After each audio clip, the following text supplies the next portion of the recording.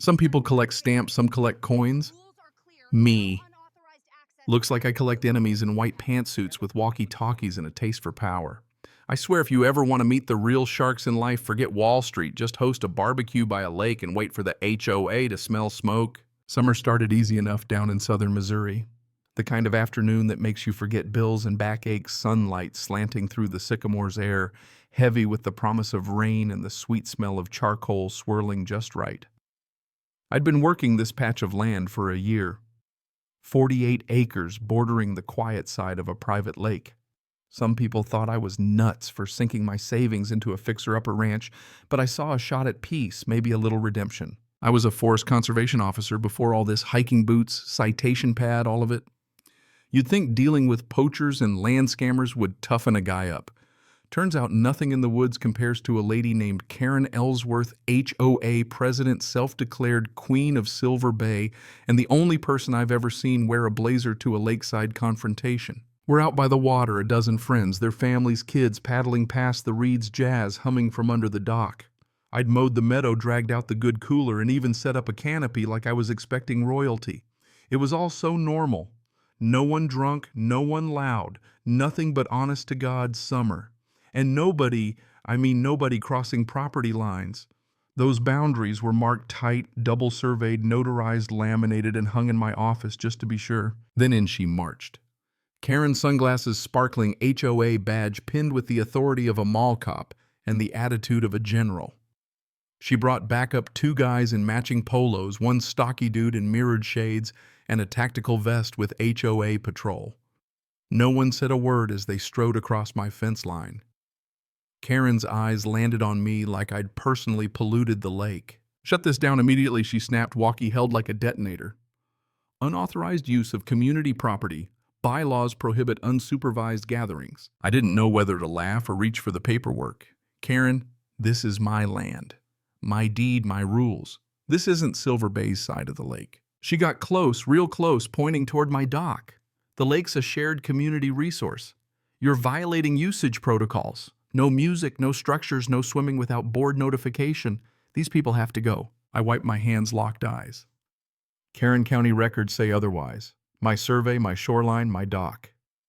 The HOA stops at the maple tree by the entrance. Her nostrils flared. "We'll see about that. I'm calling the sheriff. You're endangering children, alcohol, unlicensed watercraft, the works." At this point, my guests looked like they'd wandered into a live episode of Cops. Kids in life jackets, adults sipping sparkling water. Hardly a crime scene. I told her, "Go ahead, but you're trespassing now." Karen whirled around. "Brad, document everything." The security guy snapped photos, dock grilled children like he was gathering evidence for a trial. Minutes later, the sheriff's cruiser pulls up.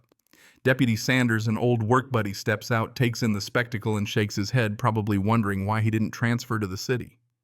Karen unleashes a tirade about protecting the lake and unauthorized users. Sanders finally asks for papers. Karen hands him HOA maps and bylaws. I hand over my deed boundary overlay DNR letter, all laminated just for style points. Sanders and his partner have a quiet powwow.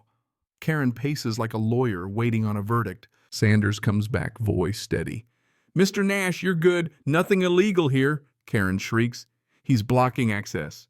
Sanders raises a brow. "Ma'am, your jurisdiction ends at the boundary. Step on this land again without permission, and you'll be the one answering for trespassing." Karen looks ready to explode.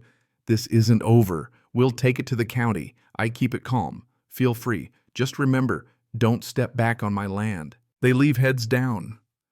Party resumes, burgers handed out, laughter returns. I'd like to say I thought it was over, but you know what they say about peace and quiet? It's just the universe catching its breath. Next sunrise, I step onto my porch, coffee in hand, ready for some serenity. Instead, there it is, my dock bound up in chains, tagged with a shiny yellow, temporarily closed HOA Eco Enforcement sign. My kayaks, bright red stickers, unauthorized vessel. Even the trails got new signs about wildlife guidelines. It would have been funny if it weren't so infuriating. Thank God for security cams. Pulled up the feed, sure enough, 2:30 a.m., 3 figures in headlamps, one with a high-vis HOA patrol vest.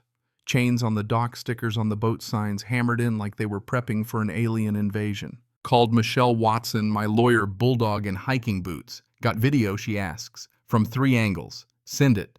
We're going after them for trespassing, property tampering, impersonation. Oh, and call the sheriff. Again. Sheriff's deputy comes, bags evidence, takes statements. Off the record, he mutters, looks like harassment.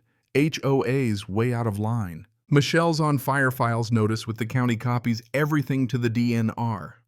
But Karen, true to form, isn't done. Later that day, I see HOA board members outside my gate, reporter in tow, giving interviews for the evening news controversy at Silver Bay. They film my doc, call me out as blocking public access. Never mind the law, never mind the facts. At this point, the cookouts become a campaign. My phone's blowing up neighbors, reporters, concerned citizens. 2 other landowners reach out, both pressured by Karen, to sign off on usage agreements she'd cooked up. One even shows me an email, pure legal gibberish about visible distance jurisdiction. Night falls and I spot more trespassers, this time with survey poles planting stakes, leaving laminated preliminary HOA perimeter notes on my boundary. I bag the evidence, mark it nice try, and call Michelle. We're not playing defense anymore, I say. Time to go scorched earth. Next day, I bring a folder thick enough to float to the county recorder's office, deeds maps, drone footage, notarized affidavits.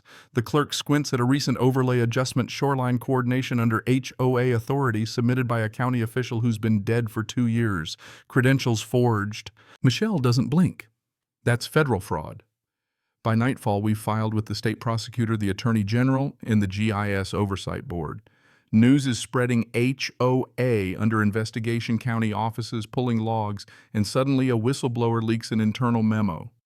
Karen's master plan pressure independent owners with threats of regulatory review. Signed in bold by Karen Ellsworth. Just when I think it can't escalate, Karen herself pulls up white Lexus hair, done-up attitude dialed to 11. She waves an envelope. We can end this quietly. Sign the agreement, take $100 grand, and it all goes away. I don't even open it. You're under investigation. Go home, Karen. She tries to play nice, then nasty. My dog Tess growls. Karen backs off. The sheriff's office executes a warrant on the HOA. Karen's mug hits the news arms, folded deputies hauling out computers. HOA members finally see the receipts, PR budgets for shoreline expansion, expense reports for survey adjustments. Denise, retired postal worker, shows up at my door. We had no idea. We want to help. Coffee's made, maps laid out, drone stills displayed. Denise calls an emergency board meeting. That evening, they vote to suspend Karen. The board issues a public statement. Unauthorized shoreline enforcement will cease. For the first time in weeks, I breathe easy. But as always, peace is just the calm before the next storm. Next morning, contractors in vests and boots roll up, installing a sign, future site of Silver Bay Community Marina. I walk over, show them the parcel map, tell them they're trespassing, and under court order. Their boss shows up, tries to talk it down, but Tess's bark convinces her it's not worth the risk. Michelle files for an emergency injunction. Judge signs it. HOA can't touch a blade of grass near my property. And still it's not over. 2 nights later, floodlights shouting HOA polo shirts on my dock with bolt cutters and spray paint. I catch every face on camera, call the sheriff, file new charges. Karen gets expelled. The HOA board dissolves. The state files a criminal case. News crews roll, neighbors talk, group chats light up. Karen is arrested right in the middle of an investor brunch, cuffs and all news cameras rolling. She's charged with property fraud, falsifying county records, conspiracy. 14 years. HOA gone by court order. Homeowners get restitution. My dock gets a new sign, welcome to Nash Point. No HOA. No nonsense. Weekends now. Kids paddle, the grill sizzles.